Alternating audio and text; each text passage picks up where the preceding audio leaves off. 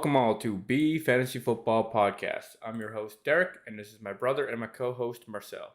Today we'll be previewing Week 3 of the NFL 2021 season and what we might think will happen in each matchup. Of course, it's only Week 3, so there's no teams on bye yet. That will be coming soon in a couple weeks from now. Thursday night game, it was a little mediocre.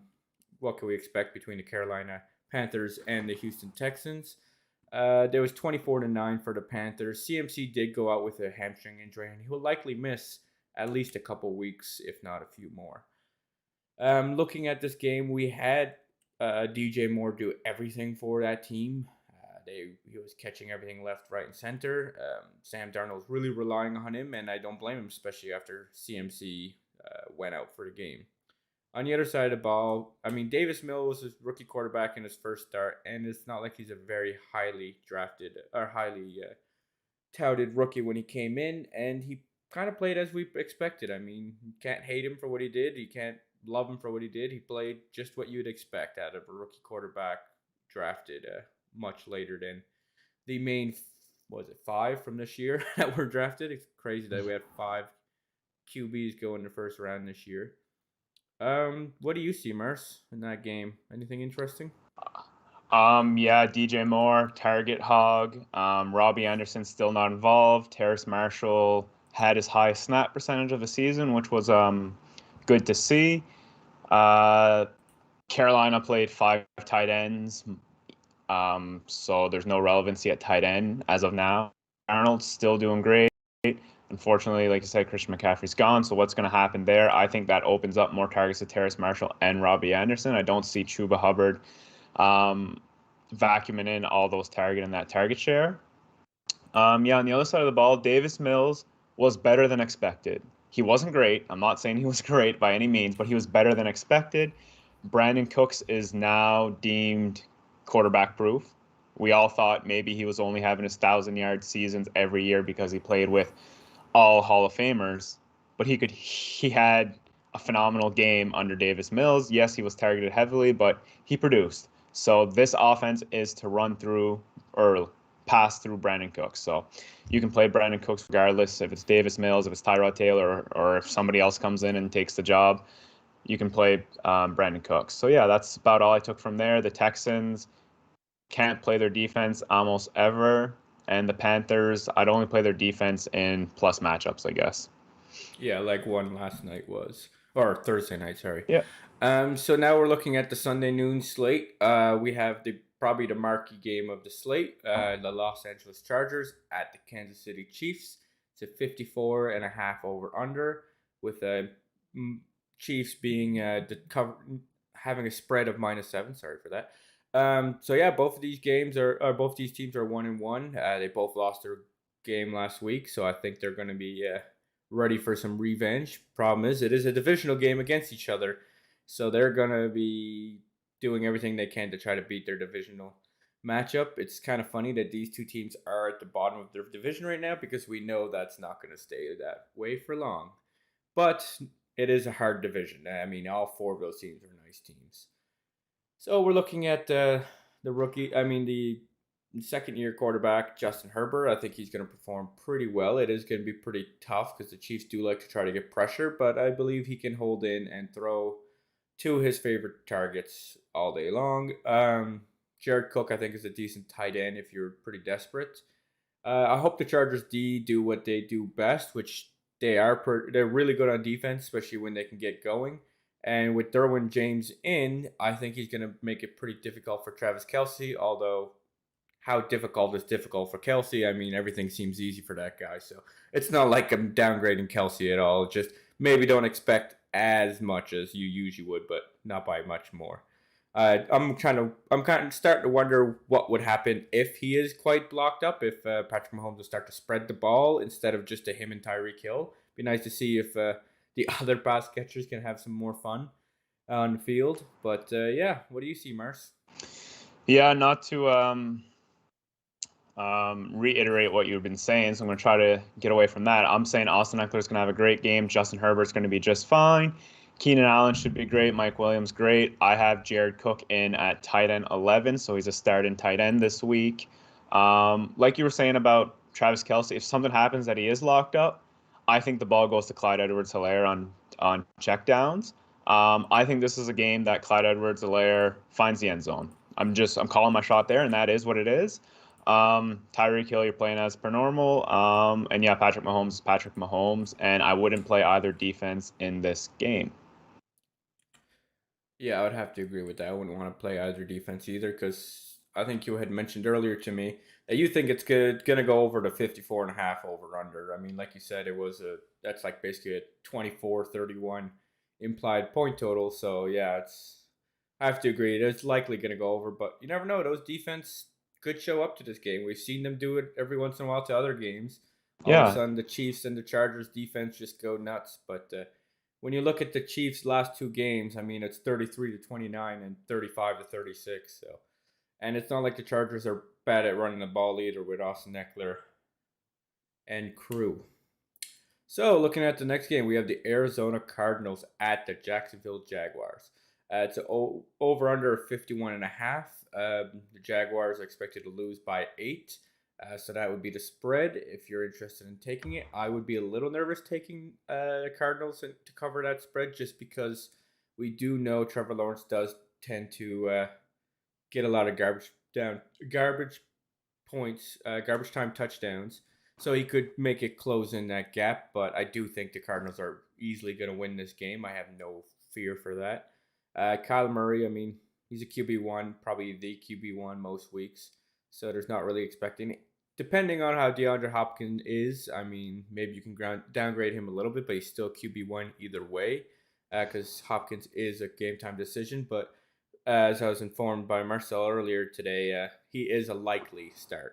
So he'll likely be in. And I mean, has he missed a game ever? Like, this guy's tough as nails. Christian Kirk and Rondo Moore. Hey, it's good to see what Rondo Moore is doing. Christian Kirk is finally playing, I think, the role he should been the whole time. I mean, he's doing wonderful there.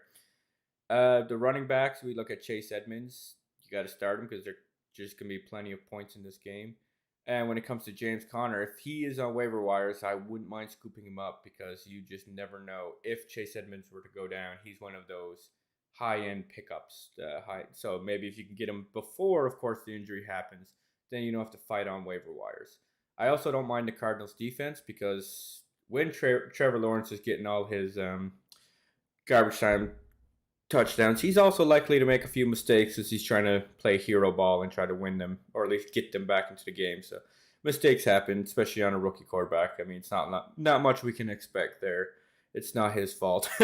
Being a rookie with Urban Meyer, we'll see how he goes the rest of the season. James Robinson is starting to win that job back, if I seen that correctly last week. So that's good. It's good that he's getting more touches because he deserves them over Carlos Hyde. When it comes to the juniors, I mean, they're all DJ Chark, Marvin Jones, and Laviska Shenault juniors. They're all juniors. None of them like really want to play in this game. I mean, what the heck, flex like a wide receiver 4 maybe, but no one I'm like eager to put in my lineup.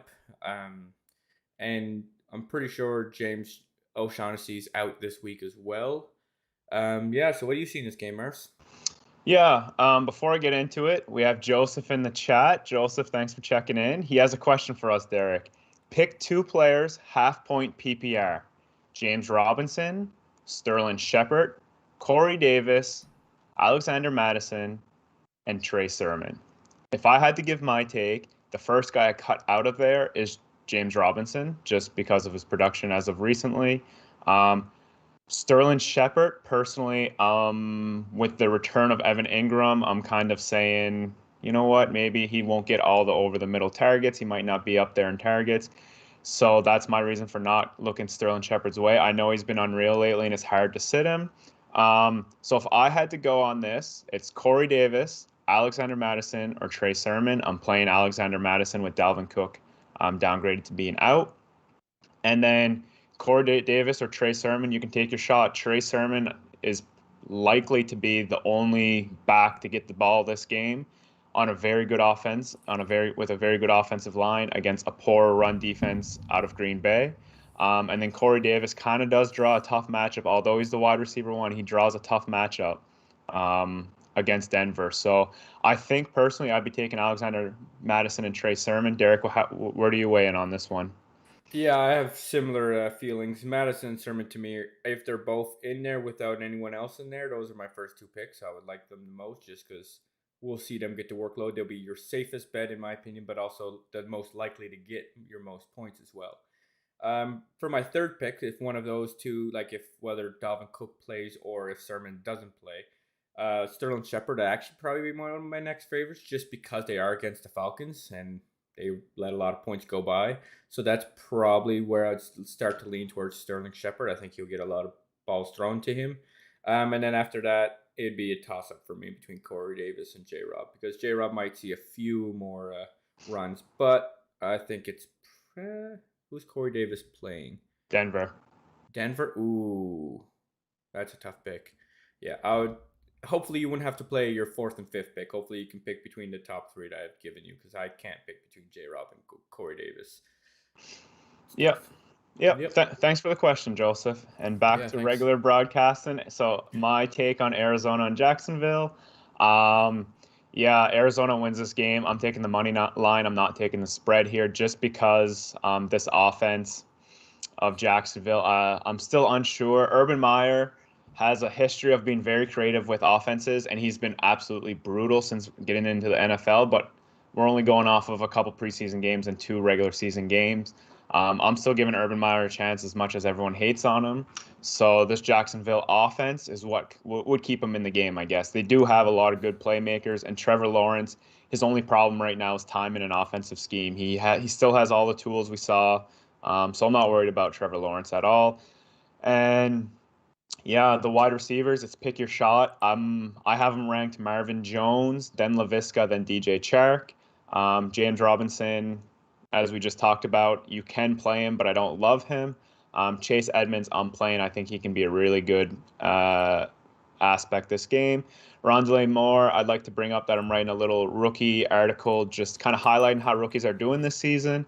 And the fantasy footballers came out with a metric that targets per route run is like a huge indicator of wide receiver rookie success and career output.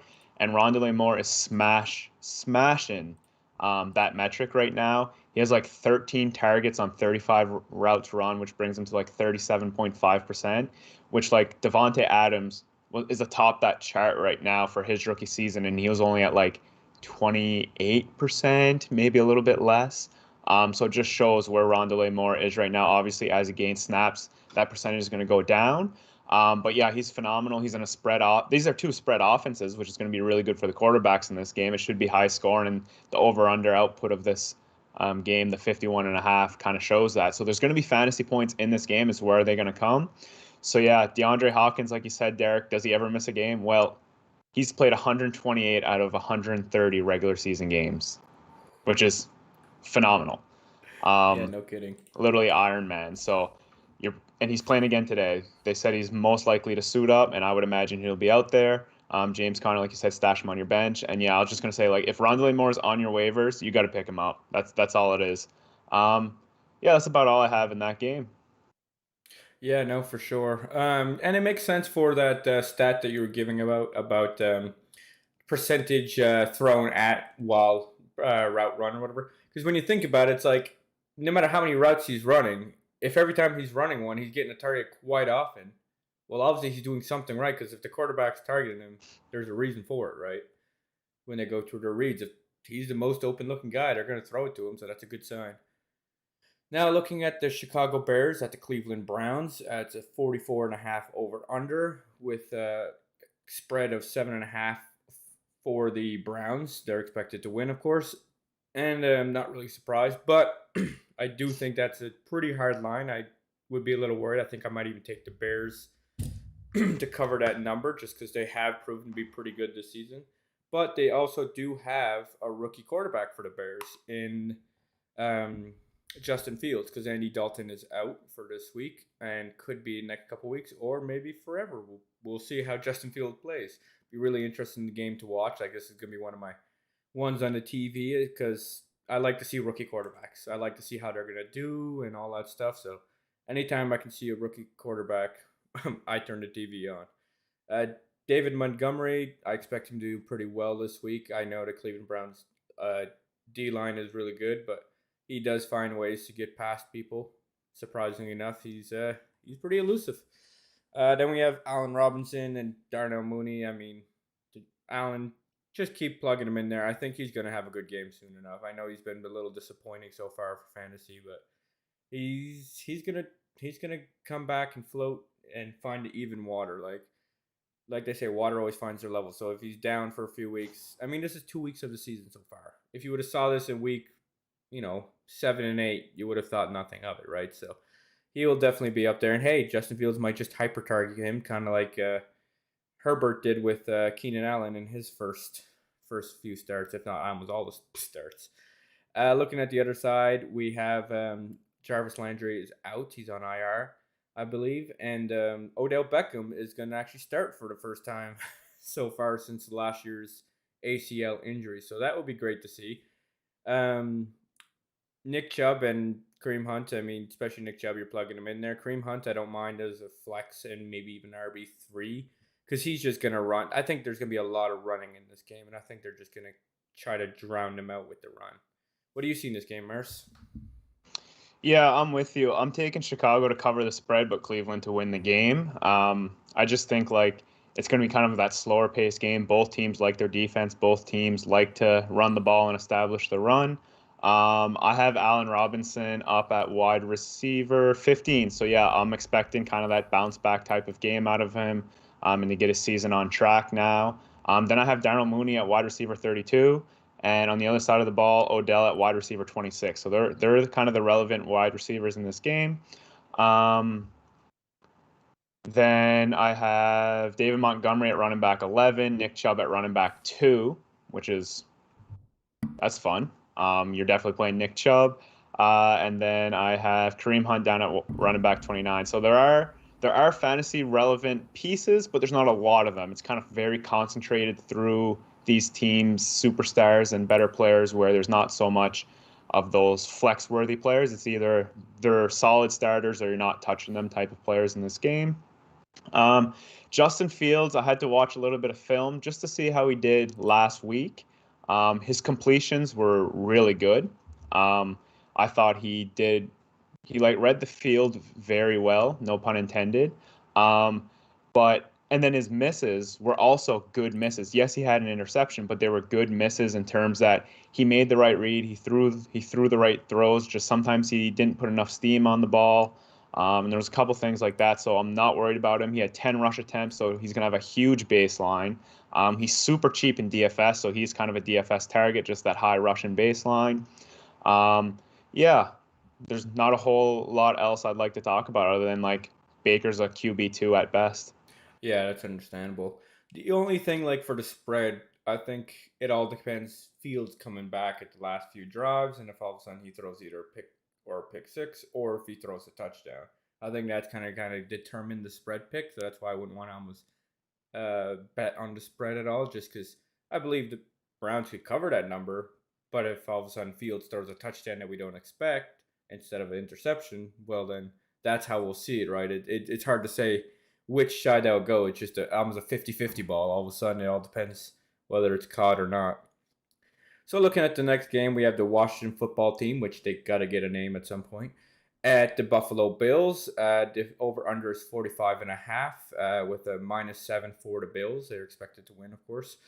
Um, this game is going to be interesting. We still have no Ryan Fitzmagic. It's still Taylor Heineke, and it will be probably for the foreseeable future, of course. He played pretty well last week, I think, really, because it was a tough game he had played on a Thursday night. So remember that the Washington is coming in with an extra few days rest. I think Antonio Gibson, he might have a little bit better of a game. This is a tough defense he's playing against. I mean, both defenses are really tough on each side. So that's why I would almost look to take maybe the under. I don't see Josh Allen being the player he was last year. He's not doing as well. Maybe he's just got to get back into it. He's not 2 years ago, that's for sure. He's definitely still much better than he was before, but I don't think he's last year's Josh Allen where everything was just clicking and everything was just hitting. But he's still a QB, low end QB1 at the very least, if not at least a mid QB1. He's still worth having on your team, but if he has a good week this week, depending on how it looks, it might be a good reason to trade him to try to get some really good value out of that name because you did draft him likely pretty highly. Terry McLaurin, I mean, Score McLaurin's just going to keep on going. I mean, he was hyper targeted by Heineke. I do believe McKissick probably won't get all those goal line touches like he did last week. I do think it's going to shift back to Gibson quite a bit. I think Water will find its level, and I think Gibson, if you didn't trade for him already, it's not a bad idea to trade for him now. You can have a, if you can get him, that would be worth it. What do you see in this game, Mars? Yeah, much of the same. It's kind of like the last game. It's very concentrated starters. You're starting Antonio Gibson, Terry McLaurin, and maybe Logan Thomas if you want. I have him tight end 9 just because it's kind of like last year. He's probably the second, third-ish best receiving option and will get the targets that not all tight ends get. I'm not playing either defense in this game. I believe Tyler Heineke is safe and good enough that he doesn't make enough mistakes to make the Bills worth playing. The Bills defense, that is. I think the Bills win this game, but I think Washington can stick around. So I'm not looking for the spread on this game. I'm kind of worried about that. And like you said, Josh Allen hasn't been great yet, but I haven't given up on him. I have him as QB6 on the week. So he's obviously not in the top 4 where everyone has had him projected to start the season, but just because of the matchup and the nature of the game, I don't think he's going to be like your top 4 quarterback, but he's still going to be, you're starting him, I guess. Stephon Diggs, you're playing. I think this is a Emmanuel Sanders or Cole Beasley type of game. Just I don't think this is a Gabriel Davis game. And yeah, that's about it. I'd rather not start the running backs if you're stuck with them, like some people have been. Obviously, you might want to try to give them a go, but this is a really good defensive line, so I don't want to touch these running backs on the Bills side of the ball. Yeah, I don't blame you on that. It's pretty scary already, especially if Josh Allen just goes and runs one in for the Bills. I mean, he's been known to do that all the time. So, looking at the next slate of our next game, sorry, we have the Indianapolis Colts at the Tennessee Titans. It's a 47 over under with a -5 towards the Titans, so they're expected to win. It is a divisional game, so expect quite a tough matchup. I always find the divisional games harder to bid on just because these teams know each other so much more than typical teams that even if one team is better than the other team knows something and can get advantage on them. Carson Wentz, I mean, he has 2 sprained ankles, but he's coming back, so I'm not sure what the lower half of his body is like just because he was injured in the offseason and he came back earlier than expected. He has 2 sprained ankles and he's playing in this game. I would, of course, if you have him, I would not play him because I believe he could just crumble at any point. I would be surprised if he finishes the games for the next couple of weeks. I wouldn't be surprised if he gets pulled one way or another just because one wrong hit and that ankle is going to hurt. But he's tough. I won't deny it. He's pretty tough. He goes out there all the time and keeps playing. So we have Jacob Eason as backup. So we'll see. Maybe he will have to jump in the game as a spot starter. But of course, neither of these quarterbacks are playing. There's no doubt about it. You're just watching this game and hoping that he doesn't get hurt because I hate to see players injured. Jonathan Taylor, he hasn't been the highlight star we've hoped for over the season so far, but we'll see. Maybe he'll get a few more touches this game. It is a divisional game, so players might be played a little bit differently. Pittman Jr. and Campbell, we'll see how they do. Zach Pascal seems to still be the one to own in there. He still performs well, but eventually I think Pittman and Campbell will take over him eventually over the season. Tight ends between Jack Doyle, Mo Alley Cox, or Big Mac, and Colin Granson. You're just not touching any of them because you just don't know who the targets are going to go towards. There's just almost too many of them, and it's not like any of them are on top of each other in skill level. I wouldn't mind playing, maybe even if you're really risky, playing the Titans defense because I have seen quite a few mistakes from Carson so far this year, and if he gets injured, then it becomes a whole nother question. So if you really are strapped for defense, you could throw the Titans in there and just cross your fingers and hope for the best. Ryan Tannehill, we'll see how he performs. He has a little bit of a slow start to this season, but I believe he could bounce back pretty easily. I know a lot of people are touting AJ Brown this week. They're saying it's his game this week, so I really would like to see that. Like to see him come back to form. Julio Jones, he's a what the heck flex wide receiver 4. I don't have much faith in him right now, but we'll see. Maybe he's just getting into the team. I mean, it is a new team for him, so we'll see how that transition goes. Don't forget the Titans did win in overtime last week against the Seahawks, so they might be a little more tired where they played another quarter than a regular team. So we'll see how that affects them. Although the Colts played the Rams, so that was quite a hard matchup too. So both of them came off of a hard matchup. What do you see in this game, Mars?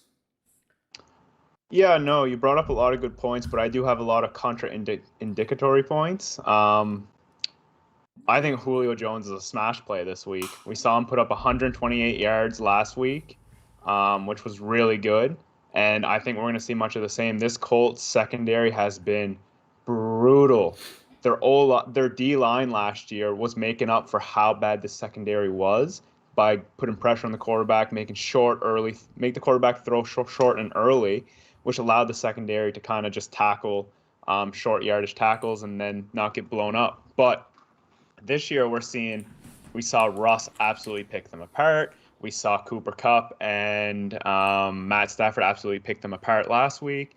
So this is a week AJ Brown and Julio Jones. I have them both inside my top 20 wide receivers. I think they're going to be phenomenal. On the other side of the ball, Michael Pittman Jr. last week went for 123 yards against the Rams defense. So to me, he's the Colts receiver to own and not Zach Pascal. And he had 12 targets, which was really nice to see against the Rams. Then this game to me, on Bodog Sports Betting, I know I'm going to talk more about sports betting at the end, but to me, this is the juiciest lines I've ever seen for player props. We're looking at total receiving yards out of Julio Jones, 63. I'm taking the over. Michael Pittman, 50 receiving yards. I'm taking the over. AJ Brown, 5.5 receptions. I'm taking the over. Jonathan Taylor, 2 receptions. I'm taking the over. Julio Jones, 4.5 receptions, taking the over. Then Ryan Tannehill, he had a line of 255 passing yards. I'm taking the over. So I think Tennessee side of the ball is a smash this game, and I love the sports betting props, the player props in this game. So yeah, then yeah, Derrick Henry playing him as usual. Jonathan Taylor, I think this is a chance he can get going, but then Tennessee has been quite tough. Like they slowed down Chris Carson last week, and so we'll see. But I'm starting Jonathan Taylor. I'm just not. My expectations aren't like top 5, but I do think there's potential for a decent game out of him.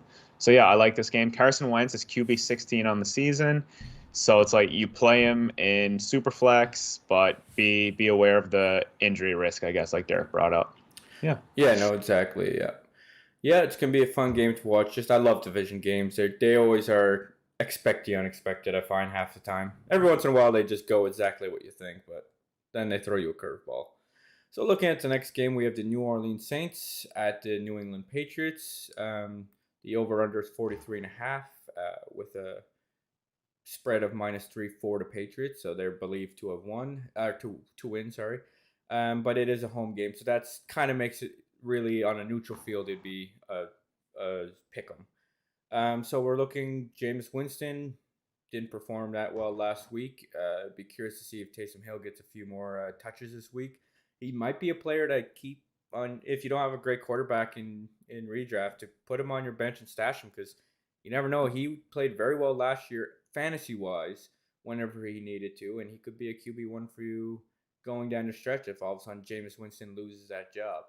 Alvin Kamara, he's been very disappointing this year. Hopefully things can turn around. I mean, last week I had played him and he got 2 points, and I had like 3 other players on my bench that, running back wise, that way outscored him. But you can't not play him, right? That's the issue, is until we start to see that, okay, maybe this is more than just a quick blip on the map. It's hard to say, right? The wide receivers, I mean, you're not looking to play any of them on the Saints team. Adam Troutman, I mean, if you're desperate, it's any tight end. It's really, you're just hoping for a touchdown, so you never know. He might get out there and get one.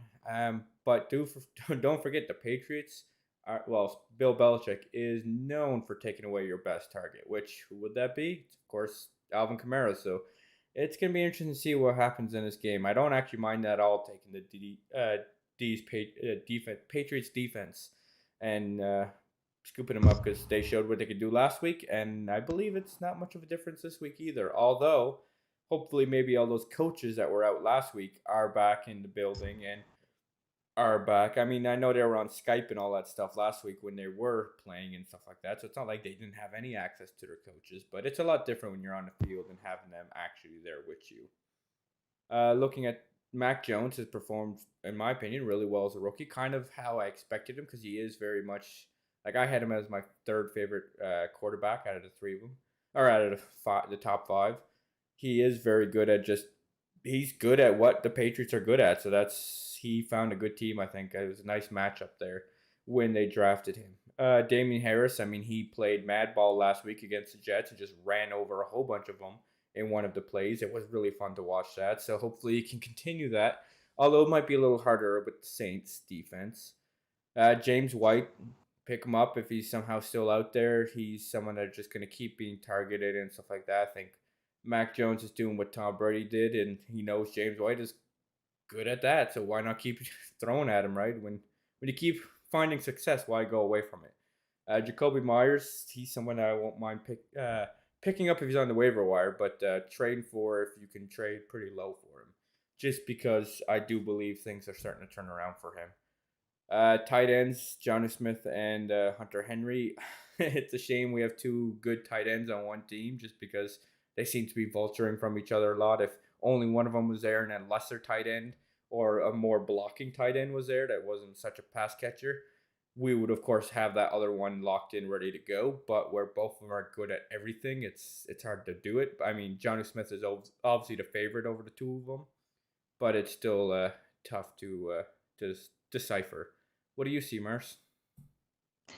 Yeah, I have New England winning this game, and I'm taking New England defense almost anywhere I can get them just because of the nature of, like you said, they take away your best option. So they're going to take out Alvin Kamara, and then after Alvin Kamara, we're talking Deontay Harris, Marquez Callaway, Chris Hogan, and then Adam Troutman, Juwan Johnson. None of those guys, maybe Marquez Callaway can beat somebody over the top, but none of those guys require double coverage, which then the Patriots can do exactly what they did last week against the Jets and have kind of a, like the baseball term, a rover.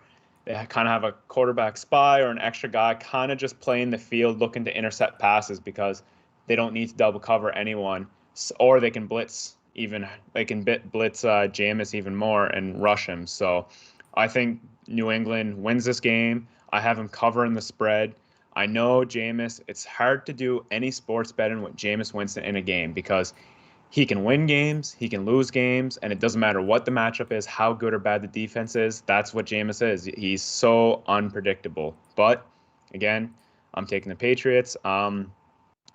There's like two starters in this game, and it's both running backs, Damian Harris and Alvin Kamara. And I don't even know if we can really rely on Alvin Kamara being a great fantasy option.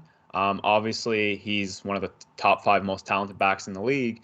But when you have one of the best defenses only focusing in on you, it's hard to do anything. And yeah, I mean, when you look at Alvin Kamara's storyline, it's game one, Jameis Winston played amazing, so Kamara played amazing because it opened him up. Last week, Jameis couldn't make a throw. They just focused in on Alvin Kamara. He had 8 rush attempts for 5 yards. He literally had less than a yard per rush attempt, and that's not Alvin Kamara. He's a guy who typically averages up in your 4.8, 4.9 yards per carry. So that's just so odd for Alvin Kamara. So the pass game has to get going before Alvin Kamara gets going. It's just that's the nature of the story in New Orleans. So and then I wanted to bring up something quite interesting is Jacoby Myers has 95 career receptions and 0 career touchdowns, which is super odd to think about. Usually receptions are an indicator of touchdowns. It's just usually like every 7th or 8th reception you get as a wide receiver on average turns into a touchdown. And that just hasn't been the case for Jacoby Myers. And why is that? Because the Patriots are either going running back or tight end in the end zone. They're not looking to target these wide receivers. So that's why when you start a wide receiver from the Patriots, kind of like Jacoby Myers and Nelson Aguilar, you can't expect high ceilings. You can kind of expect that six receptions, 60 to 70 yards, but no touchdowns, and that's what you're going to get weekly. And yeah, that's about all I got in that game. Yeah, no, for sure. You're totally right about Jameis Winston also throwing you in and out of games. Depending on, I don't know if it's his mood or what, it just seems to just happen at random. Like you can never predict it. It's not like, oh, I seen this thing and I know it's this defense. And it's like, no, he can do it one week against defense, play against the same defense next week and not do it. Like it's so odd. He just, I don't know. He's a interesting player. He's always fun for fantasy though. Used to be. Not so much with the Saints this year, but we'll see. Maybe he'll get back to that. It's only been one game good, one game bad. So hopefully he can just keep it. I mean, maybe it was all about the coaches last week being not there. A lot of assistant coaches, 8 of them, I believe it was. Like that's nuts. Looking at the next game, the last game of the, or no, the second last game of the slate, third last, is the Atlanta Falcons at the New York Giants. It's a over under 47, and Giants are expected to win by 2.5, which they're at home. So really, it's pretty much a pick 'em if they're on a neutral site field. Matt Ryan, QB2 in my opinion. I don't have a great feel for him this week just because unless he starts doing what he did a lot more last week, which is target more Ridley. I mean, you have to remember Russell Gage is out this week. So that's going to hurt the wide receiver crew and maybe even Frank Darby. I can't remember if I've seen that correctly. So that doesn't leave much for the wide receivers, but maybe we can get Pitts going a little more. He played pretty well last week. And Hurst as well. Hayden Hurst, the other tight end. But it does make me a little worried for Matt Ryan just because he's been known to against bad defenses play kind of bad. So we might see that or against good defenses play pretty badly. And I do believe the Giants don't have a terrible defense. Another person to look at is the battle between Mike Davis and Cordell Patterson. We'll have to see how that goes. I mean, both of them should be on. Both of them are definitely on people's teams, so we'll have to see whether you'd play him or not. Maybe Marcel will have a little better insight on there because he has been watching Patterson a little more closely than I have. When it comes to the Giants side, Daniel Jones, I mean, he's a QB1 just because he'll either run or throw anything, and then he gets points. I mean, he does end up getting interceptions and fumbles, but he does get points on the other side as well. And of course, he has tons of people to throw to, and maybe even Evan Ingram is back this week. So that will give him plenty of people to play with. What do you see, Mars? Yeah, I think I'll start with the Giants side of the ball. It's like you said, Daniel Jones runs and throws the ball a lot, and that's why he can accumulate fantasy points. And why was he always a bad fantasy quarterback? Because he had turnovers. This year, he has 1 turnover in 2 games total, and that's 1 fumble loss. He hasn't thrown an interception. He's played against 2 really good defenses in Denver and Washington. Atlanta is so much worse. Sure, we're probably going to get all tricked and he's going to have a bad game against a bad defense. But if that's not the case, I'm playing Daniel Jones. Like Daniel Jones he's slid into my QB1 territory for the week. He's my QB12 on the week. And I mean, I have Aaron Rodgers 1 spot ahead of him. And if I had to decide between the two, it'd be really tough this week, just matchup based, because Aaron Rodgers has San Fran and then Daniel Jones has the bad Atlanta Falcons. So I'm willing to play Daniel Jones this week. Like it's tough to say, but I am. So I just wanted to bring that up. I'm not playing maybe Sterling Shepard like we mentioned earlier when we had Joseph come in the chat and talk and ask a question. I might be playing Sterling Shepard, but if I think he might be the only wide receiver. They're saying Galladay might be on a limited snap count just to protect that hip through the week. So that's going to be interesting to pay attention to. I think this is a Saquon Barkley breakout game. I said it and tweeted it a couple times this week that like Saquon Barkley is a buy low because after this week he's going to be back to form. He took all first team reps this week in practice. It was the first time he didn't have a limited practice throughout a week. So that's a good sign. They're saying he's 100% now. So everything's pointing towards Saquon Barkley kind of getting that full workload. Hopefully Daniel Jones can target him a bit more. Daniel Jones will now have Evan Ingram back, which is another plus. So yeah, I'm a big fan of Daniel Jones and Saquon Barkley in this game.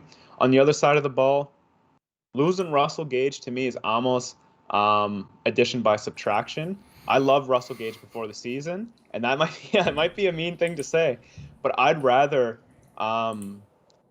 the Atlanta Falcons deploy Kyle Pitts, um, Patterson, Ridley, and Hurst than have Russell Gage in there. I think Arthur Smith is too much of a genius not to use these best weapons. And Russell Gage, last week he had 5 receptions for 28 yards. Like that's not helping you. Anybody on the team can do that. So I think they were trying to overuse Russell Gage. It's like you said, target Calvin Ridley. He's gonna have a tough matchup from the cornerback there, but I mean, and I also this is another thing I was saying. This is a Kyle Pitts game to me. This is the Kyle Pitts breakout. I'm really expecting it. He played really good against a really tough Tampa Bay team last week. Um, to me, this is a full Kyle Pitts game. So all hands on deck. Kyle Pitts, start him. Calvin Ridley, start him. Um, Cordero Patterson cannot be on your waivers. He has to be owned. He took all of the red zone snaps last week over Mike Davis, so I'm starting to think there's a transition there. Mike Davis is only a 5'9" running back. He's not a big running back. You're looking at Cordell Patterson. He's 6'2", 230 pounds, and he's fast. Like he used to be a punt returner. He has speed. He has elusiveness. I don't know. I can't see a reason why Cordero Patterson doesn't take over Mike Davis the way they've both been playing. So I'm in on Cordero Patterson. Obviously, I'd like to have better starters, more reliable starters, but he has to be owned. Yeah, I want to say what's up to Nick DePalma. He's in the chat. I know he's waiting for us to get to the Ravens game. We're one game away from that, so we're almost there for sure. Yeah. What else was I gonna say on this game? Matt Ryan, I believe I'm kind of with you, Derek. I have him down at quarterback 20, so low end, middle end QB2. Yeah, that's about all I have in that game. Oh, and then the results of the game. I initially started the week with Atlanta Falcons winning the game.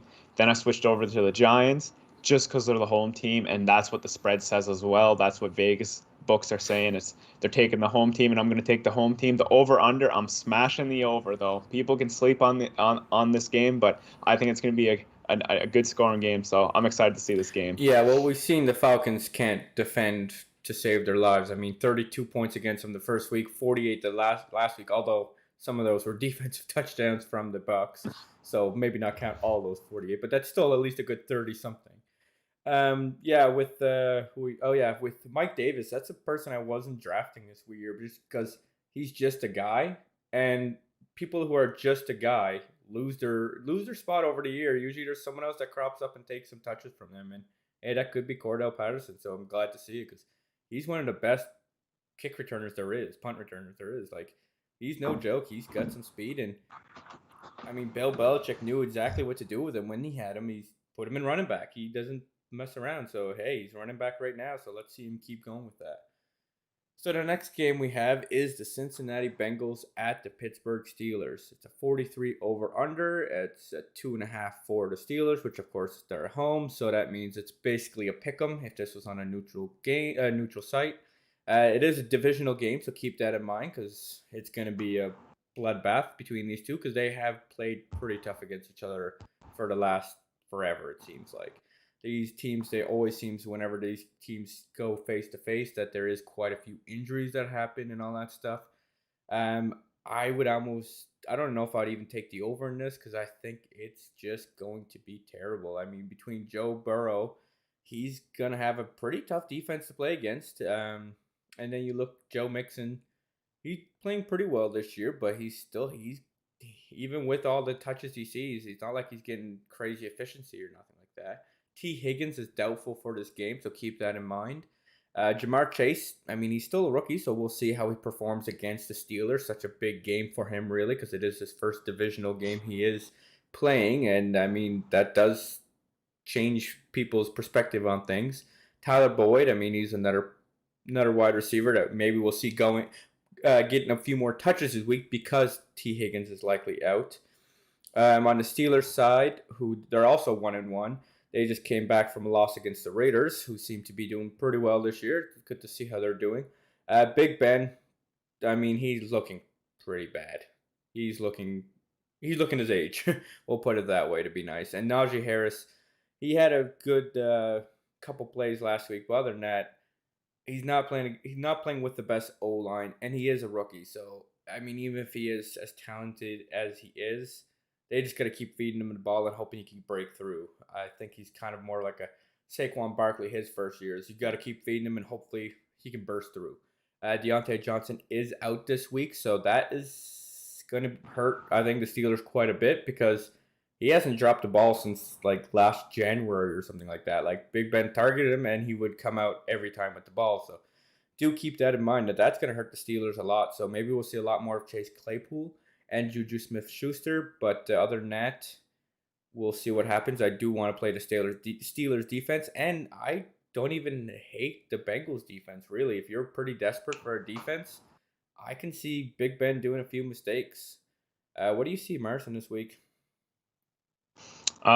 Yeah, it's an interesting game. I'm smash taking the Steelers. I'm taking the spread. I'm taking Steelers favor. I think they win this game. I think they win this game by 7 or more. Like they win by a touchdown, in my opinion. Just because of the nature of what some people call the battle of the trenches, the O and D lines on both sides.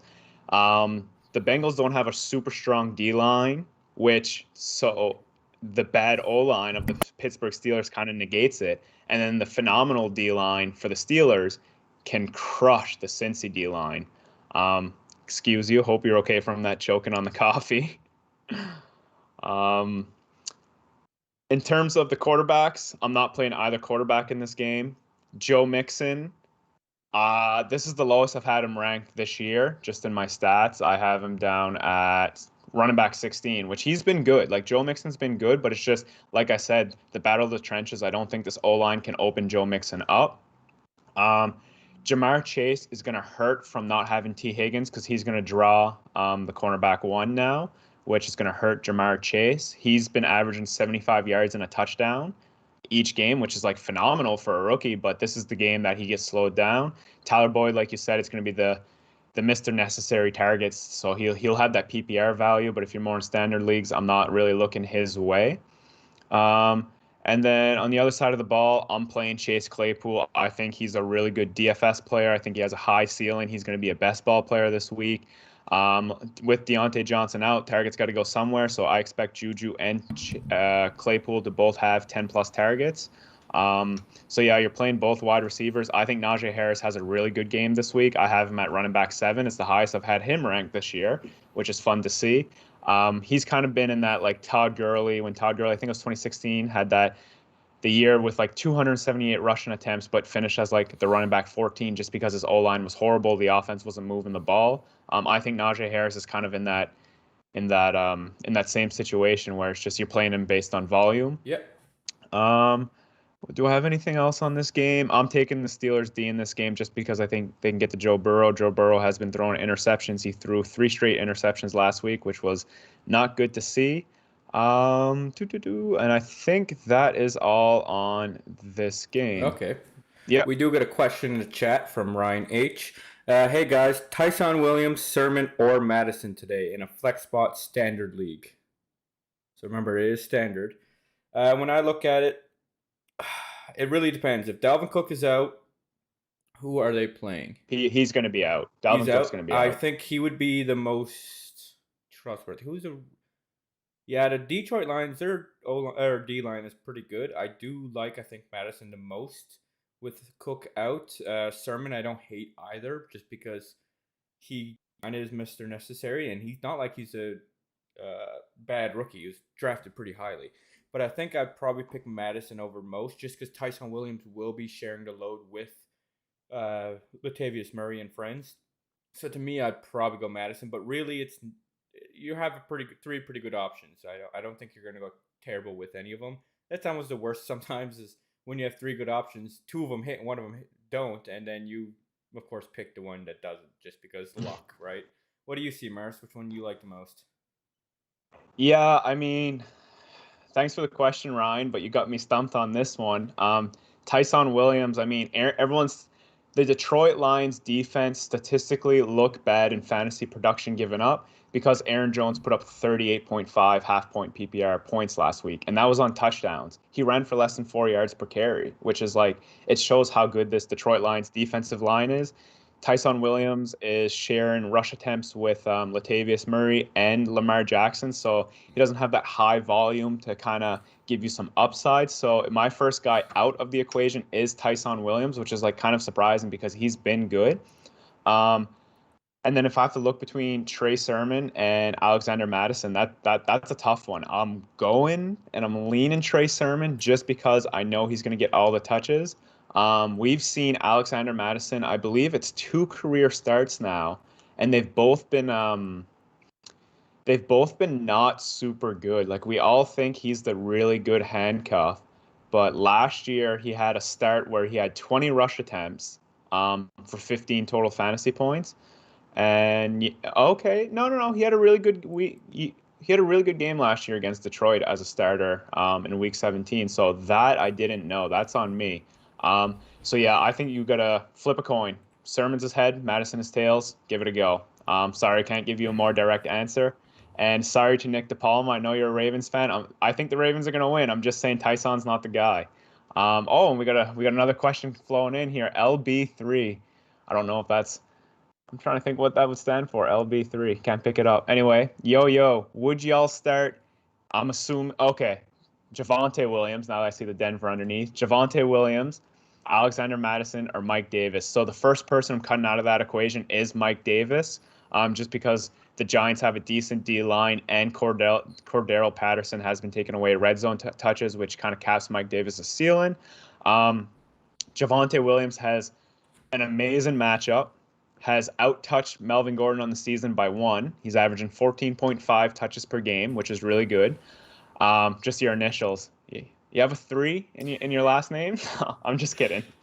Um, and then yeah, so Alexander Madison, if Dalvin Cook doesn't play, I'm going to take Alexander Madison just because of the volume. But then yeah, you can't make a wrong decision, I don't think, with Javonte Williams against the Jets. I think in his 14 to 15 touches that he's going to have, he's going to be absolutely phenomenal. It's going to be whoever hits the end zone. Is it going to be Madison? Is it going to be Javonte? Or is it going to be both? And you can't make the wrong decision here. So yeah, I would go Madison, but yeah, it's totally up to you on the Javonte or Madison there. They're both really good plays, so good for you. Yeah, no, I think it's pretty good options between the two of them. Like I said, Mike Davis would be the first I'd cut out of there as well, but not by like a whole lot. Like I don't think Mike Davis is a terrible play, but I do like the Williams and the Madison better. Williams is playing against the Jets, so really they're going to be using both of the people to just run down the whole team between Gordon and Williams. So that's the only thing is who gets the touchdown out of the two of them, right? I think Williams is going to be better and better as the year goes on because he will see more of those touches as he proves himself that he's definitely the better running back. But right now they're playing him pretty equally, kind of like the Tyson Williamson, where it's like he might be the better one, but they're playing him pretty equally because they have no reason to not play them both. So that what makes me believe I think that either one. I don't hate Williams actually because Madison we've seen him disappear some games and other games blow up, right? So he's more if you really need the points. I think I would throw him in. Like if you're losing the week so far, I'd throw him in. Like if you played against DJ Moore, maybe throw in Madison because he could end up getting quite a few touchdowns or something. But if you want the safer play, I'd go Williams. So that would be my advice. And yeah, LB3, Yeah, I Marsh, you like ever that. think maybe he's the third? Right? Oh, Yeah. maybe he is the third. Yeah, no, that's awesome. Any more questions? Oh, We have quite a few G things Pops, the going on. OG Pops, and I'm Oh, the I was third. right. Yeah, Nice. he is the third. Yeah, Hey, there we let's go. go, See, Marsh, LB3. you guys. Well, thanks for jumping in the chat, LB3. We appreciate Yeah, the no, that's questions. awesome. So now we have the Baltimore Ravens at the Detroit Lions. So finally, we're going to talk a little more about this game since we've been kind of hinting at it lately. So the over/under is 50.5, and it's a implied point. The spread is 7.5 for the Ravens. So Detroit looks like they're going to lose, and I believe that pretty easily. It's hard to tell for me to pick whether I think the Lions are going to cover that spread just because they did pretty well in the first week against the 49ers, but they still lost by what was it 7, 8? And last week they got completely blown out, but they didn't look that bad at the first half of the game. They looked good against the Packers, to be honest. I thought that was a very tough game, but they did play on Monday night, so they have a day's less rest than most teams.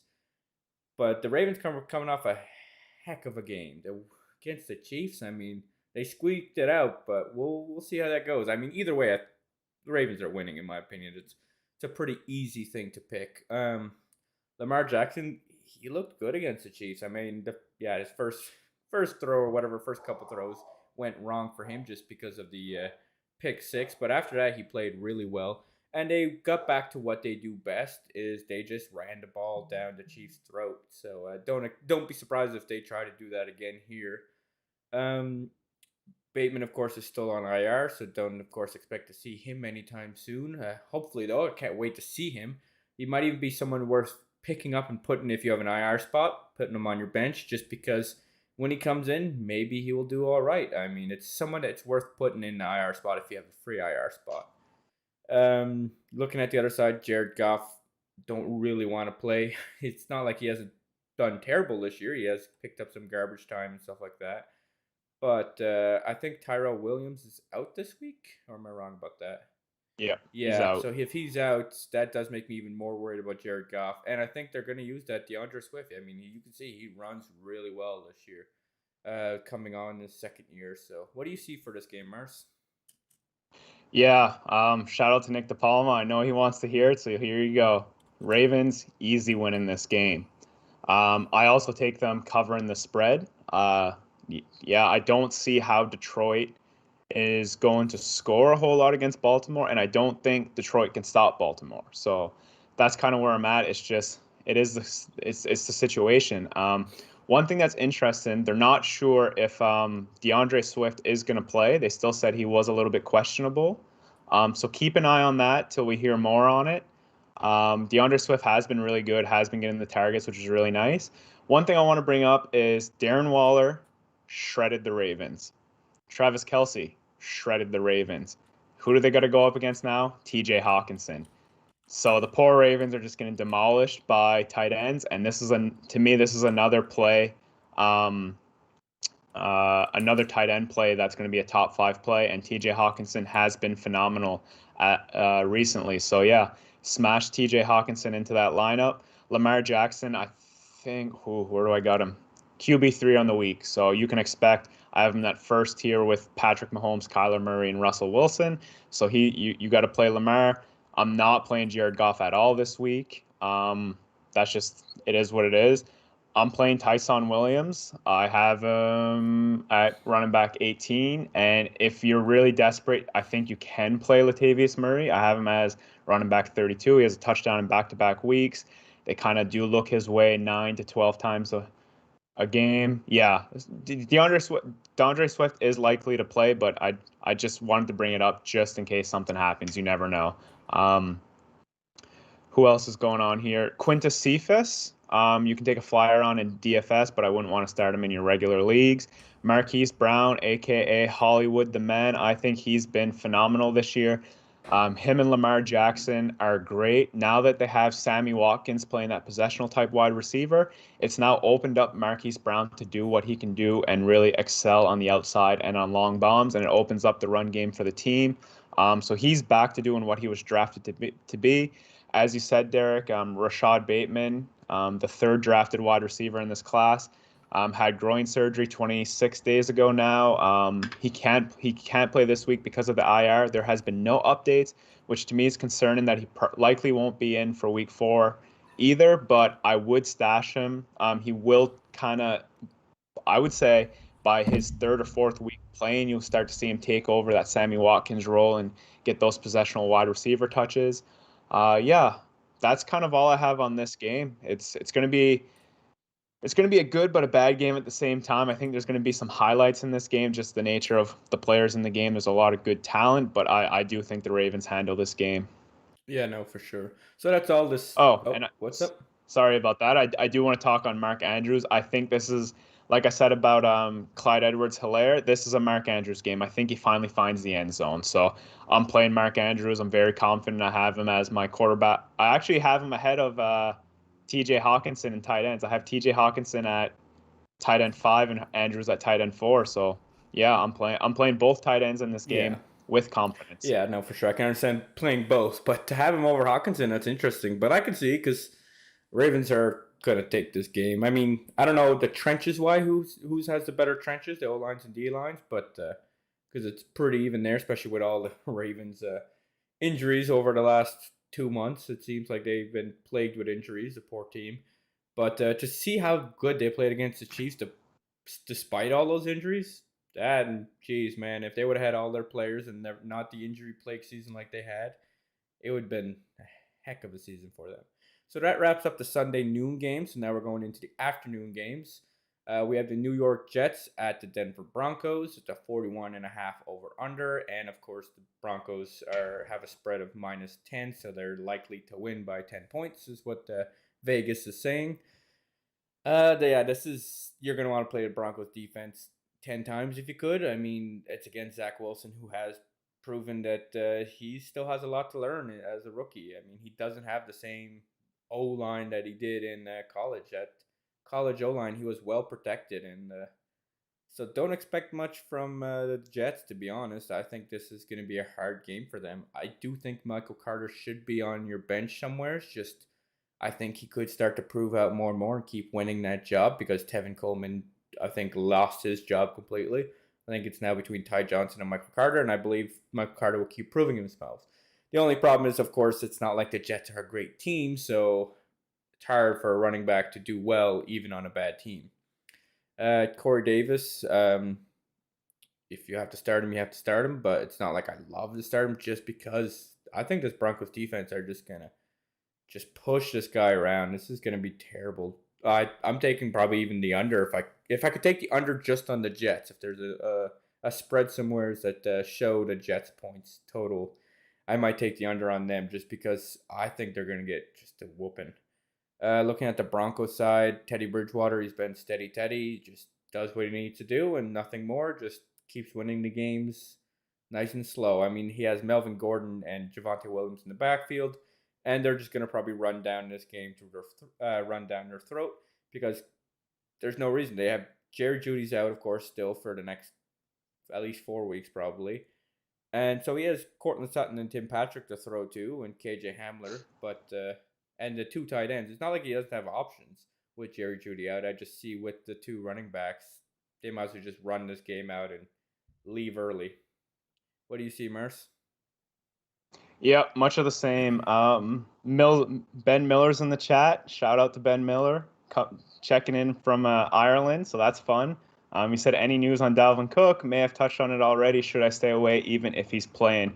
So as I responded in the chat, he's doubtful, and from Adam Schefter, report said he's likely not going to play. So I would keep an eye because if something happens, he warms up, he feels good, and he's in the game, I'm playing him because he has a great matchup. He's a great player. So you got to play him, but he's likely out. So prepare to switch on that.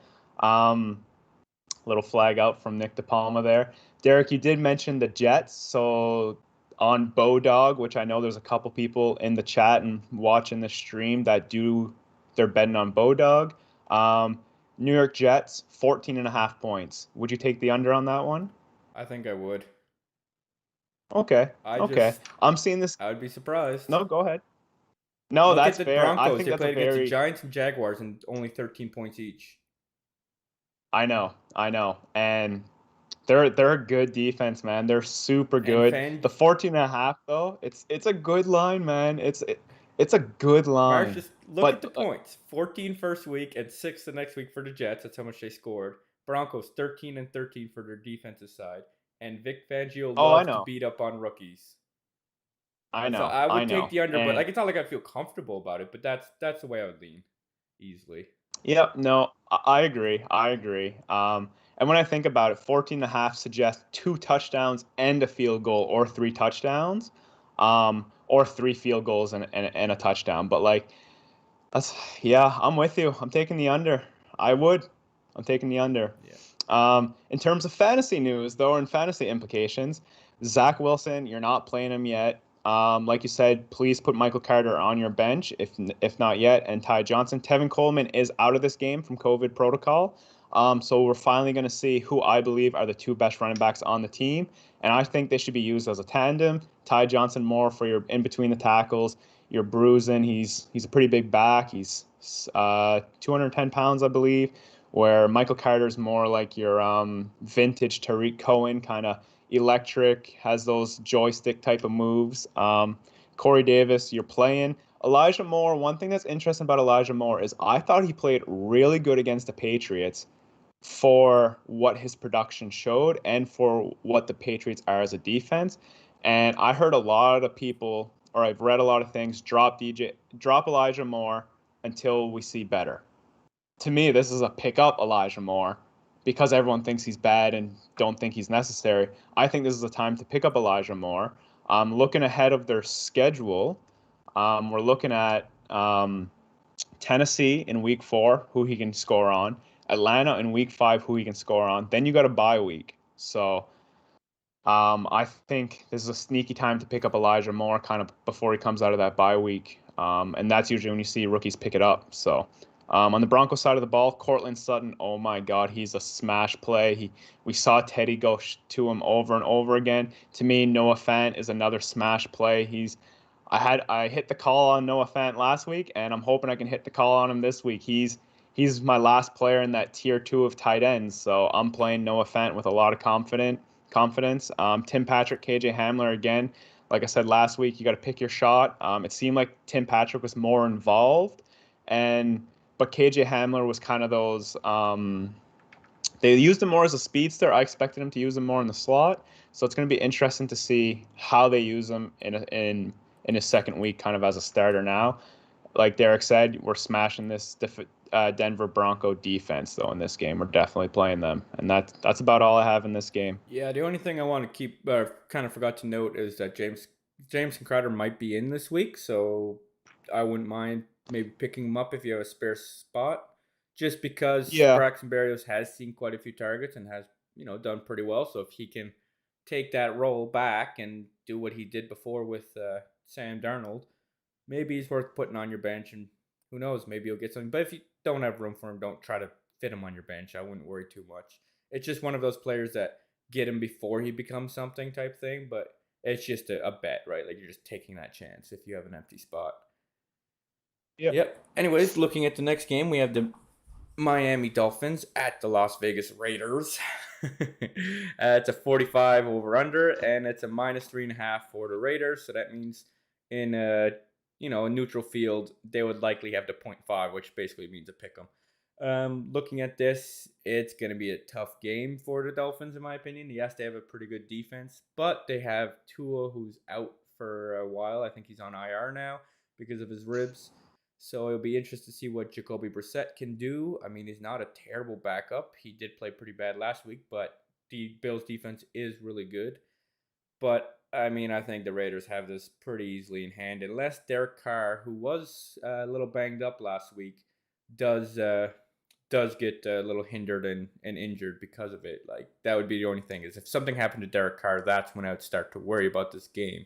Other than that, I think the Raiders have it pretty easily because their defense proven to be a little bit better, and it's not like we have two out there. We have Brissett, so Myles Gaskin. I mean, he hasn't showed to be that amazing. I would have loved to see this team if they would have got themselves a Javonte Williams, but they didn't, and I think they're kind of hurting because of it.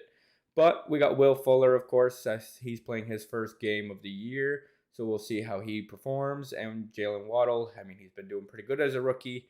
Although now, of course, he doesn't have the quarterback he's been training with all year, so we'll see how Brissett can hurt, how much he hurts them. Looking at the other side, of course, we have Derek Carr. If he's good to go and doesn't have any setbacks with, if he doesn't get hit in any weird way and he can just play his normal game, be great to see. I believe Josh Jacobs is out this week, Bears. Yeah. So I thought you know this team like the back of your hand, so we'll get to you soon enough. Kenyon Drake, I would play him. Probably as an RB2, RB3 flex. Like, I don't love to play him, but I think he's worth chucking in there. The wide receivers, I don't love them just because I think they're going to be pretty wrapped up, but I think that's going to help Darren Waller. I think Darren Waller's going to have a heck of a game. I think they're just going to keep chucking at him, but we'll see what Mercil thinks. Maybe he has a better insight on this. What do you see, Merce? Yeah, I'll start on just the kind of the game spread in the line. So we're looking, like you said, to 3.5 in favor of the Raiders. I'm taking the Raiders on the spread for sure. I mean, just the way they've been playing, it's like everyone's been saying the Raiders play to their competition. So you saw them play with the Ravens, beat the Ravens. You saw them play up with the Steelers, beat the Steelers. If they play to their competition with Miami, I'm going to be very disappointed, and it means they're not legit. We're still not sure if they're legit, and this is the game. The game that separates like the great from the good is if they can stay consistent regardless of their matchup. So this is where we're going to see it. Yes, Miami has a good defense. We have to respect their defense, but it's nothing better than what we faced. I say we because I'm a Raiders fan. What the Raiders faced against the Steelers or Baltimore. It's just that's the matter of the fact. So yeah, I'm taking the Raiders on the spread. The over under, I don't want to touch that just because I don't know what we're gonna see out of Miami, out of that offense. The running backs, honestly, I don't know if I want to start any of the running backs. We saw Salvin Ahmed out touch Gaskins last week, which was interesting to see. So I just don't want to touch any of these running backs right now.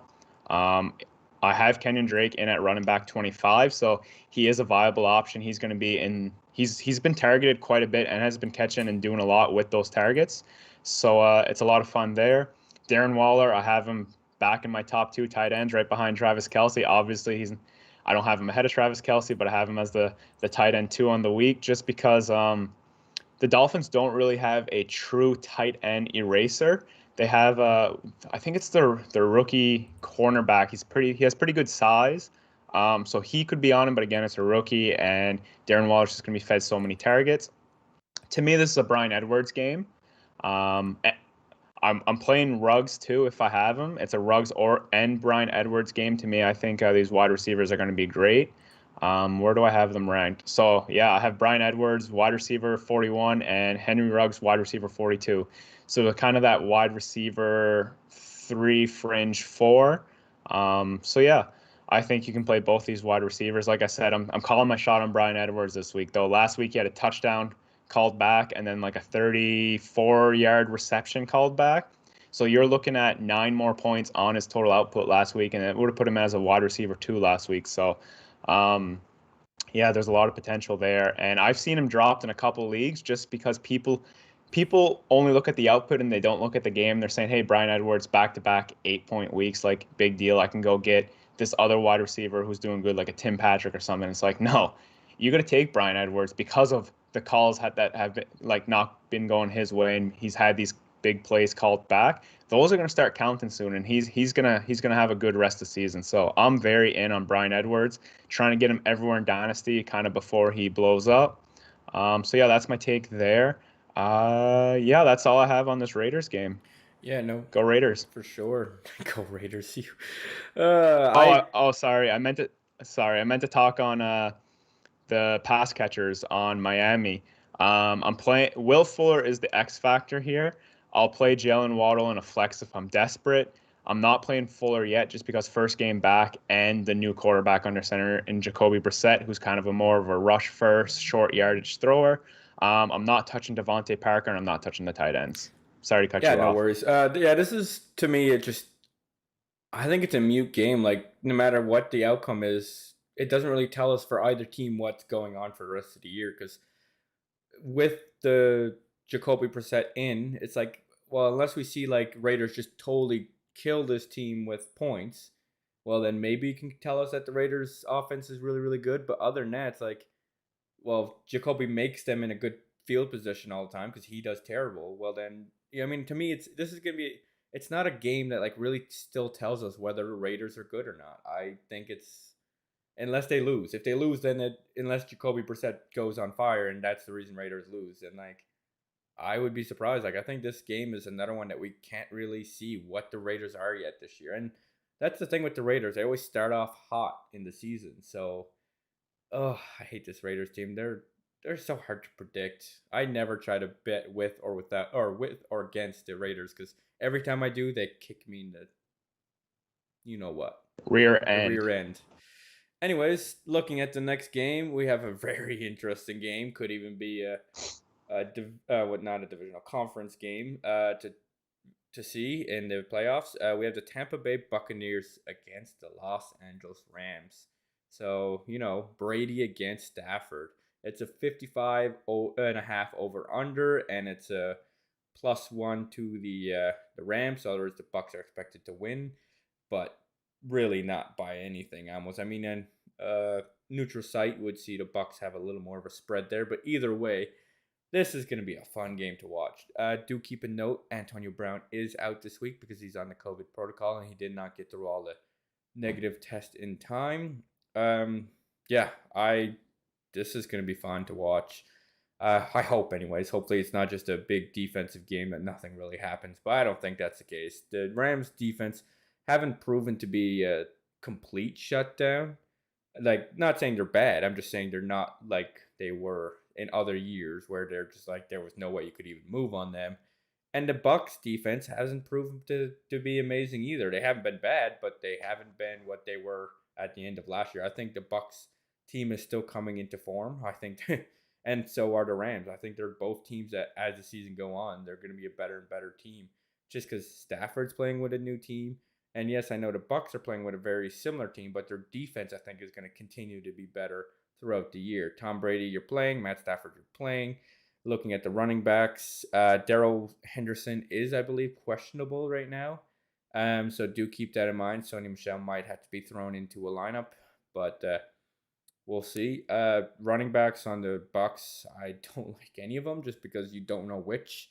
And even if they do go on a heater, Bruce Arians, if one of them fumbles, and then you're out of the game. So I wish I don't own any of the Bucks running backs because I don't have to make any of those decisions. Um, Wide receiver Chris Godwin, I think he's going to eat pretty well this week. He has been eating well so far. He has been getting a lot of targets.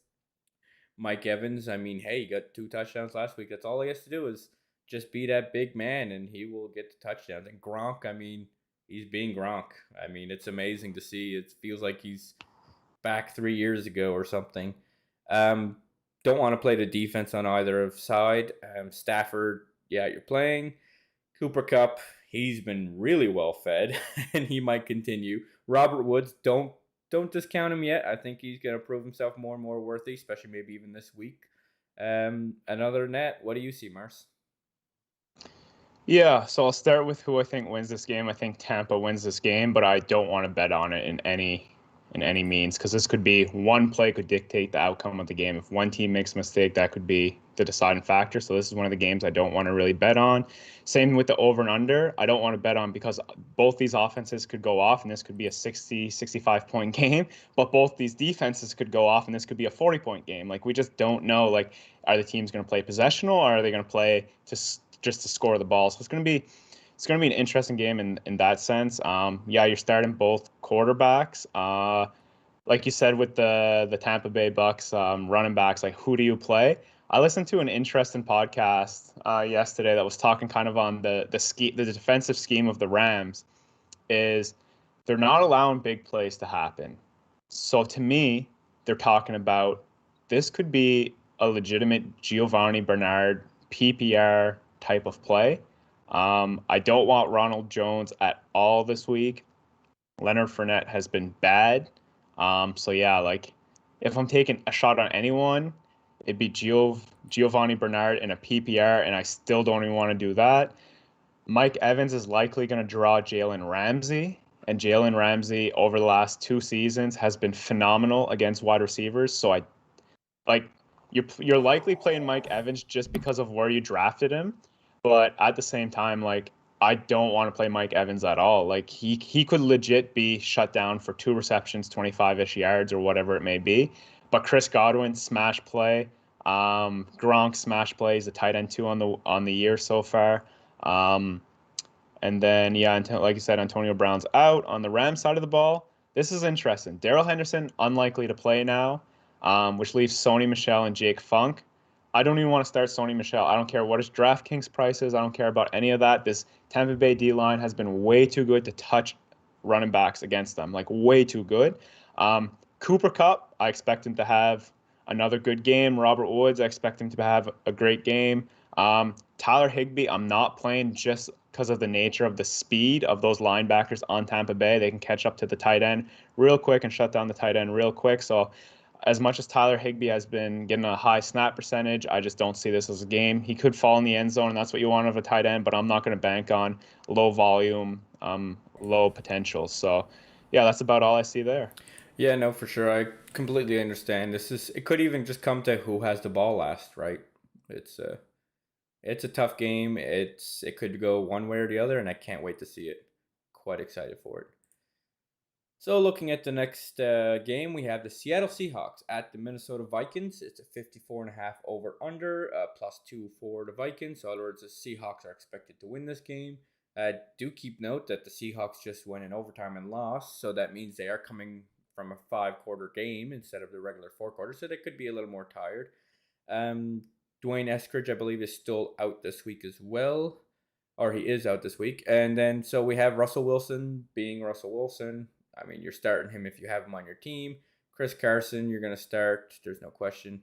Tyler Lockett, he's been running hot lately. Don't expect that for all year, but hey, keep throwing him in there because why wouldn't you? DK Metcalf, I would keep playing too because it's gonna turn. DK Metcalf is gonna all of a sudden, all the pressure is gonna be on Lockett, and then Metcalf will perform, right? Like that's the problem. Is basically whoever gets the more pressure is the one. The other one is the one who gets all the easy, not the easy points. They're so good. They make it look easy. Gerald Everett, I don't mind throwing him in there because Russell Wilson likes tight ends and he's pretty good. Looking at the other side, Vikings are trying to hope for their first win because they're 0-2 so far. Kirk Cousins, I mean, he's been playing pretty good, and I believe he's at least a high end QB2.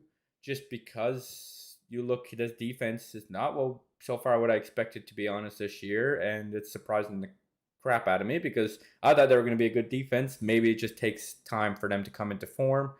But we'll have to see how this goes. I mean, they have had some defensive players on be on IR and out, so maybe that's the reason they're doing so poorly.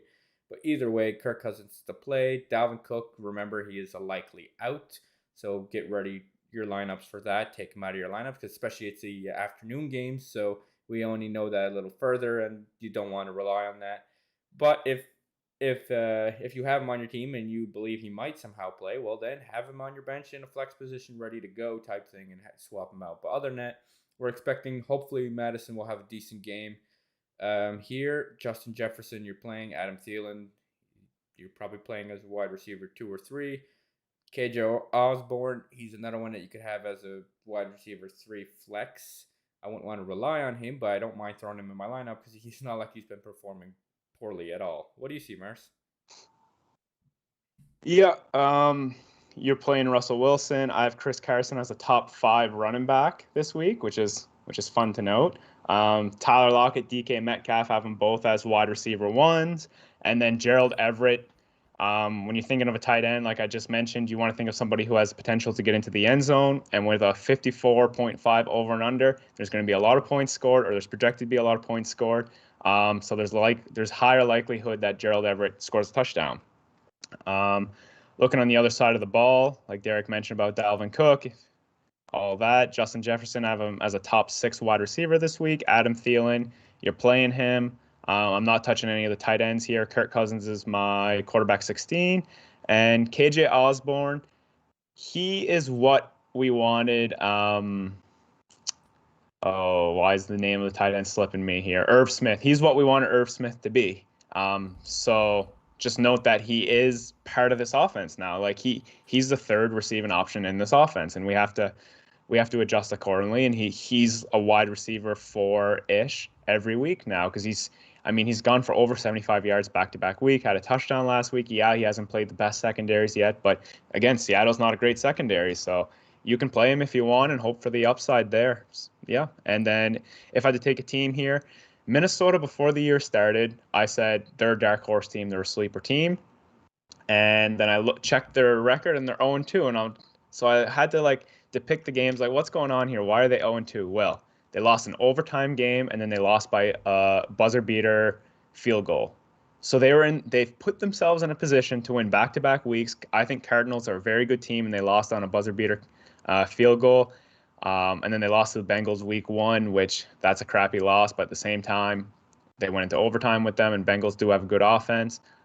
So yeah, I still think this Minnesota team is sneaky good, and Seattle I think is a very good team. And then this line kind of shows the same thing. They only gave Seattle the +2 on the spread. I am taking Seattle to cover that spread. I do expect Seattle to win. The over/under is right where it should be, so I'm not taking either in sports betting.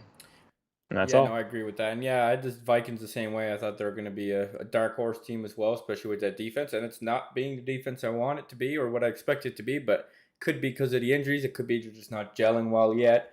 We'll have to see. But I mean, like you said, they barely lost twice so far, like literally by 1 point and by overtime, which overtime doesn't even matter the Yeah. points to me, whether it's because of touchdown or because of field goal. It's you went into overtime. It's a pretty damn tight game.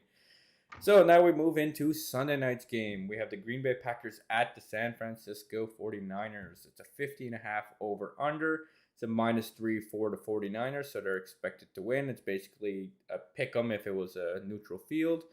Yeah, this is going to be an interesting game because Aaron Rodgers woke up last week and proved, hey, I can be a guy. Don't forget about me. And of course, he just kept feeding it to Aaron Jones to prove his point that, hey, don't forget about this guy either because those two together just play well. And then of course you have Devontae Adams, which hey, he's just gonna catch everything thrown towards him. And yeah, so we'll see what happens. MVS is still trying to fight for that third job, basically as a pass catcher, because of course Aaron Jones is basically the second one. So yeah, it'll be interesting to see what happens there because I do believe MVS he had a heck of an offseason. And he did like show that he really wanted to get better this offseason. He even asked Aaron Rodgers, "Hey, can you give me books on learning and stuff like that? Like, I want to be a better wide receiver." So that's what makes me hopeful for MVS is that hey, maybe Aaron Rodgers keeps targeting him and then he just finds his way and starts doing well. But still, even then, he's almost wide receiver. Like, he's almost a third pass catcher on his team either way. And then you have Robert Tunyon just being very efficient because of Aaron Rodgers, right? So he's always someone that you can throw in if you need a tight end.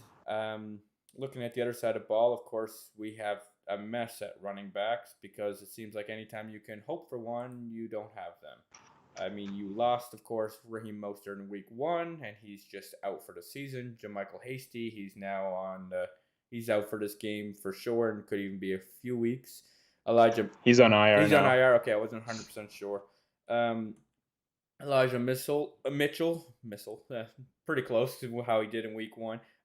He's doubtful for this game, I believe. He's likely out, so we'll see what happens there. And then Trey Sermon, he's likely to play. I mean, he's coming out. He's He is. playing. It's a guarantee. Okay, I Yeah. figured it was pretty close. I mean, it was concussion protocol, but hopefully he doesn't get another knock in the head because I think it could be his time to finally prove why they drafted him where they did.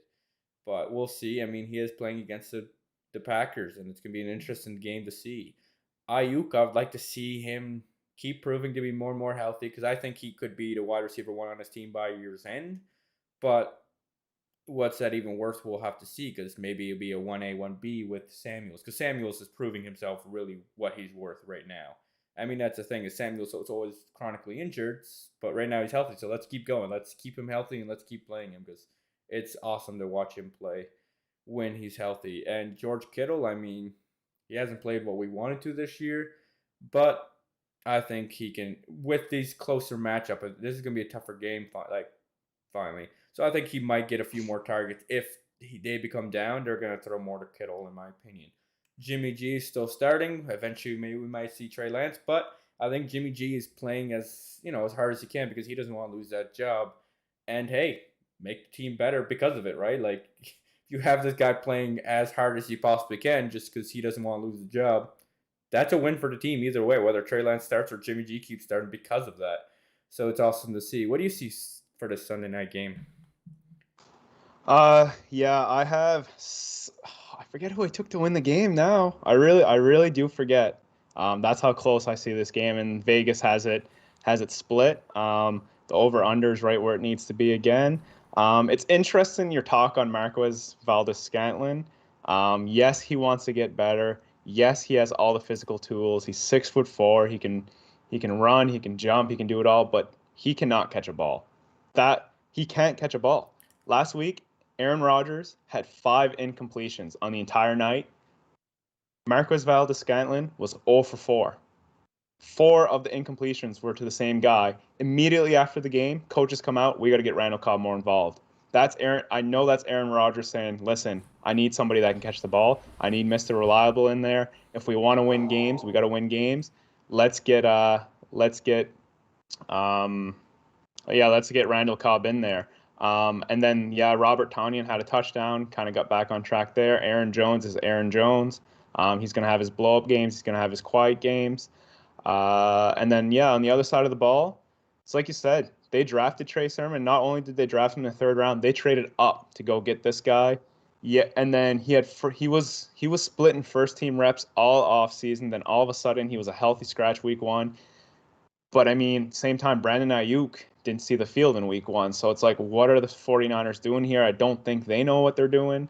Um, I think Kyle Shanahan is brilliant, but right now I'm questioning some of his decision makings. Yes, he's 2-0 on the season, but I like Detroit wasn't, they're not a great team, and they just snuck by and won that game.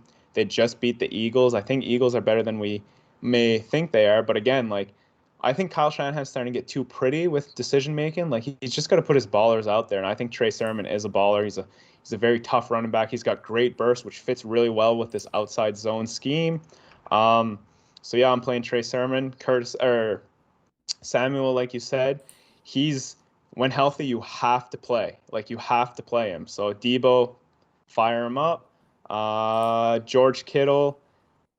He just hasn't had the volume. I don't know why. I can't figure it out when I watch the film. I don't know why George Kittle doesn't have the volume. But if he starts getting the volume, he's gonna be your top three tight end again. And like with Green Bay, you can like we saw T.J. Hawkinson go 8 for 9 last week. So this could be a George Kittle game and could get him rolling for the season. So yeah, you have to fire up George Kittle. Yeah, when it comes to the 49ers players, well, for one, Brandon Ayuk was coming off an offseason injury, so I wouldn't be surprised if he was more held back just because it was a hamstring injury. We're hoping that, maybe that's why he wasn't being played as much. So maybe that's the reason. I mean, the comments that Shanahan said in the press conferences didn't sound too promising, but I think it's just Ayuk is coming back from an injury, so he's playing a little slower and probably especially in practice. I wouldn't be surprised if he's being more cautious as a player just because you don't want to get hurt more, right? So and then of course Shanahan sees that and thinks he's just not playing as well, but it's like no, he's just being smart of being careful. And when it comes to Trey Sermon, the reason he was a healthy scratch week one was because I think they knew they had this game no problem. And they cared more about having the special teamers, which JaMychal Hasty and Elijah Mitchell are better at special teams than Trey Sermon. And of course, they already had Raheem Mostert, which was planned to be their running back for the year, or their main running back for most of the year, at least until he got injured. So that's why I think what kind of happened there. And then last week, I mean, the first week, Elijah Mitchell proved some worth. And then, of course, last week, everyone got injured and it was hard to say who was going to start. But I think that's kind of the reasoning behind those two players of what's going on. And George Kittle, I think they're winning too easily where they're not even bothering to throw to him because they're just winning, right? Because they play two not easy matchups because the Eagles aren't easy, but I think they knew they had it like once the game started, right? So that's what I believe kind of happened. I think if like this game where it might come a lot closer, I think we might see a lot more George Kittle, but we'll see. Only time will tell. So now we're into our last game of the week. It's the Monday Night Football, the Philadelphia Eagles at the Dallas Cowboys. It's a 51.5 over under and a -3.5 for the Cowboys. So basically, it's a pick 'em if it was on a neutral site. And it's a divisional game, and it's a big one. I think this really kind of shows who's going to try to control the division, although all the teams are pretty equal, in my opinion, when you look at the other two, which is Washington and the Giants.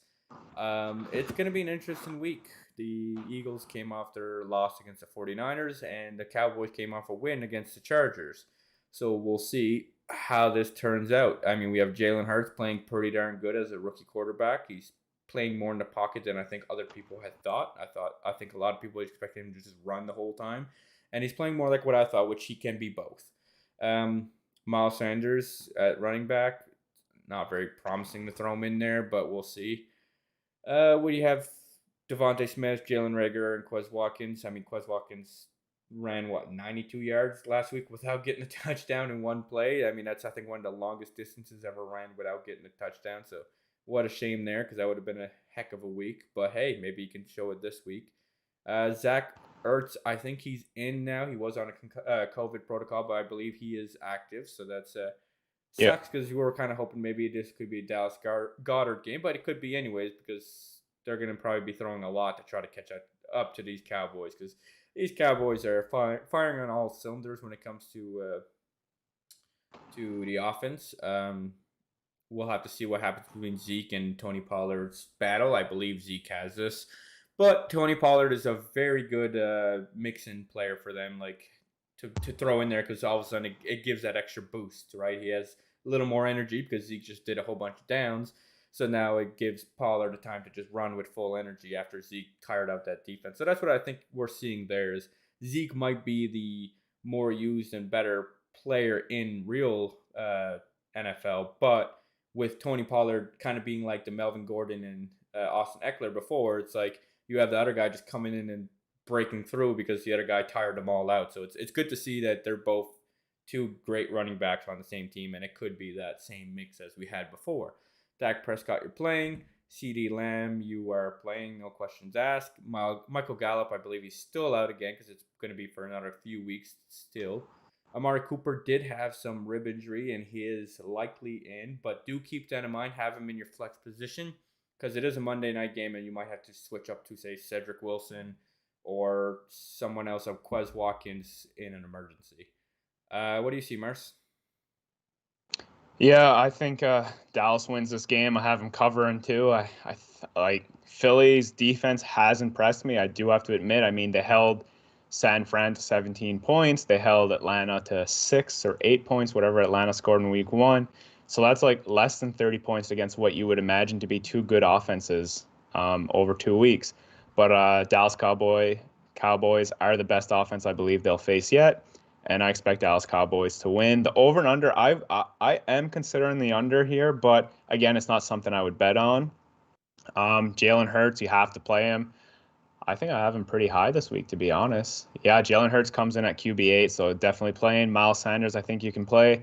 Kenneth Gainwell in PPR leagues, I think they're going to try to play some catch up, so I think you can play him in this game. Devontae Smith has been phenomenal route running wise. He just hasn't gotten all the targets. He's also second in unrealized air yards, so that's just a couple balls that he's going to come down with, and that'll turn into production. Jalen Reagor would have had a monster touchdown last week if his heel didn't touch the sideline. So that's a thing to note that Jalen Reagor's been really good.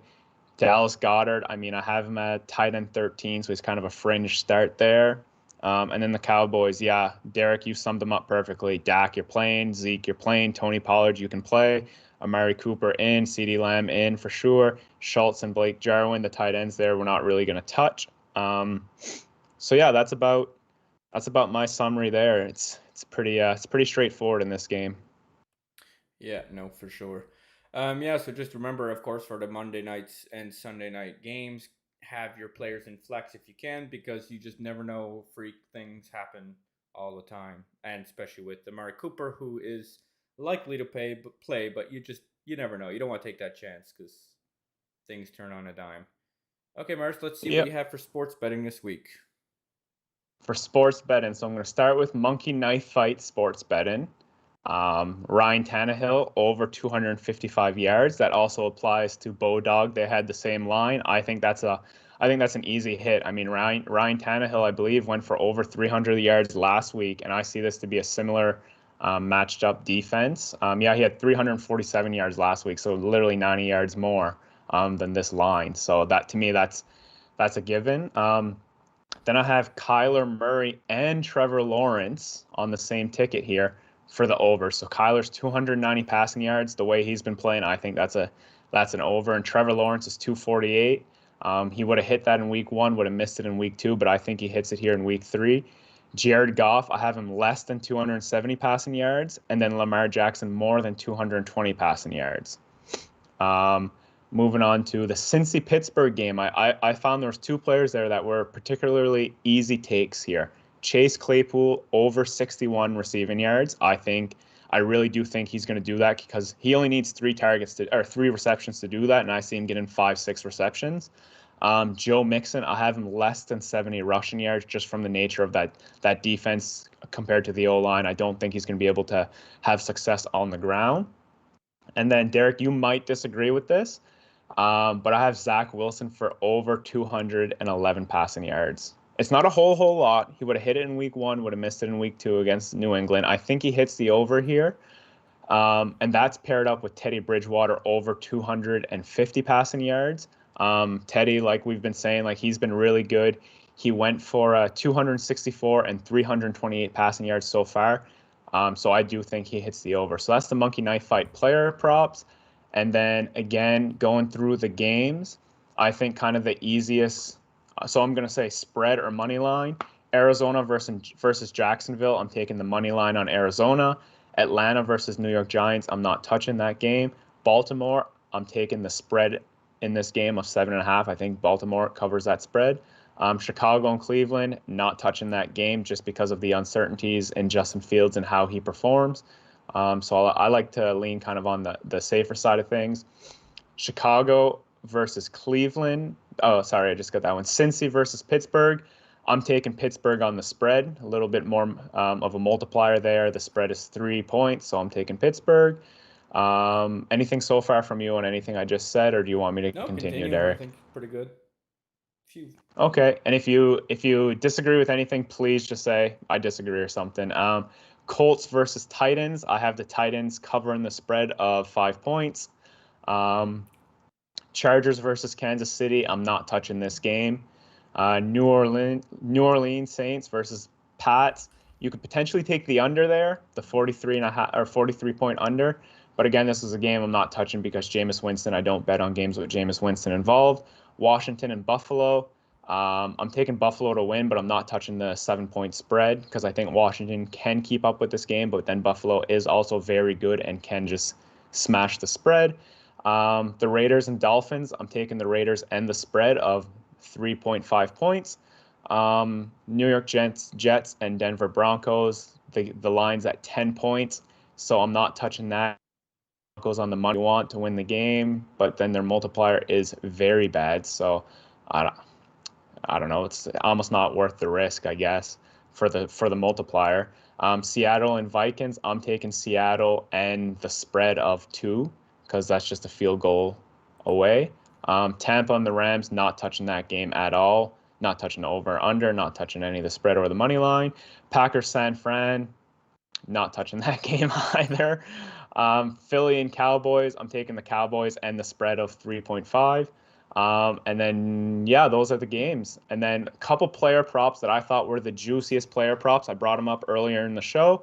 Um, AJ Brown, 70 receiving yards. I'm going for the over. So the juiciest game I found was was this Tennessee game. I don't know what happened there, but pretty much all my bets here are on that game. So Derrick Henry, 15.5 receiving yards. He's been involved in the receiving game. I'm taking Derrick Henry going for over 15 receiving yards.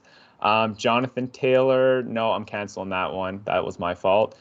Um, oh God, there we go. Sorry guys. Julio Jones, 63.5 receiving yards. I'm taking the over, and I'm willing to put good amount on that one. Michael Pittman Jr. over 50 receiving yards. AJ Brown 5.5 receptions. Give me that all day.